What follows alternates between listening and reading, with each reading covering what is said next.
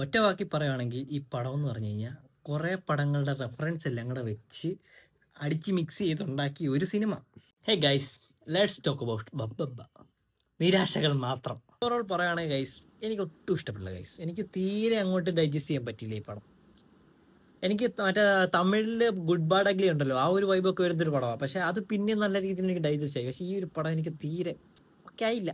എല്ലാവരും നിങ്ങളെ കണ്ടുപോയിട്ട് അഭിപ്രായം പറ. ഇങ്ങനൊരു വട്ടുപടമാണെന്ന് ഞാൻ വിചാരിക്കാതെ നോർമൽ ഒരു ദിലീപ് പടം വിത്ത് ലാലേട്ടൻ ക്യാമിയോ, ആഹാ അടിപൊളി എന്നൊക്കെ വിചാരിച്ച് പോയി കണ്ടതാ. പക്ഷേ ഇങ്ങനല്ല ഗൈസ്, ഇത് വേറെ യൂണിവേഴ്സാണ് ഗൈസ്. നിങ്ങൾ ആ ഒരു ചിന്തയിൽ പോയി കാണുക. അവരെ ട്രെയിലറിലും ഒക്കെ പറഞ്ഞ പോലെ തന്നെ ഗൈസ്, ഒരു വട്ടുപടം എന്ന് തന്നെ പറയാം. വട്ടുപടം എന്ന് പറഞ്ഞാൽ അങ്ങനെ അറ്റത്തെ ഒരു വട്ടുപടം.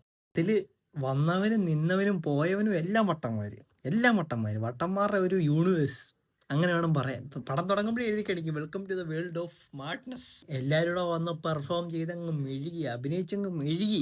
പിന്നെ കുറെ കോമഡിയൊക്കെ അവര് എക്സിക്യൂട്ട് ചെയ്തിട്ടുണ്ട്, അങ്ങോട്ടും ഇങ്ങോട്ടുള്ള ഊക്കൽ. അതായത് പൊതുവേ നമ്മുടെ സോഷ്യൽ മീഡിയയിൽ ഇപ്പോൾ വന്നുകൊണ്ടിരിക്കുന്ന കുറെ ഊക്കുകൾ. ആൻഡ് ഗൈസ്, എടുത്തു പറയാനുള്ളത് ഗ്രാഫിക്സ് ടീം, CGI ടീം.